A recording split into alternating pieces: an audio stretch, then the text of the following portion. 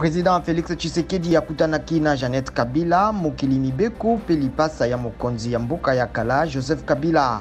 Esengelaki kosolola pona kimia poko bendana ezali na mboka elobaki na AFP mokambi ya Seni Corneille Nangaa oyo azalaki na bokutani bwango elongo na mokambi ya kala ya misala ya bokengi.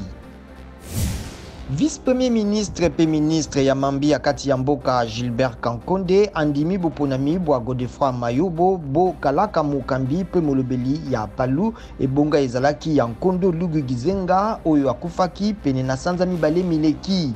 Ndeko ya Lugu Gizenga Dorothée Gizenga mwana mosusu ya Nkondo Antoine Gizenga mokeli pe mokambi ya kala ya palu asengaki sima na liwali ya ndeko na ye ete mansoma telema kino kongre monene mokosalema.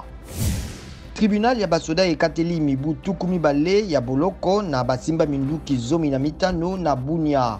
Zomi na misato kati na bango bazali babundi ba Kodeko pe mibale ya FLPCI mosimbi munduki moko nde atikami.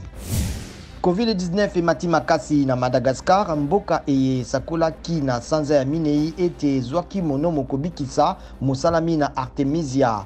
Bakoni bayebani kozala na coronavirus baleki nkoto zomi pe tuku libwa na misato bakufi na Madagascar. Ministre ya Bokolongono asengi lisungi na molongo pe andimi ete mabunga masalamaki na libandela.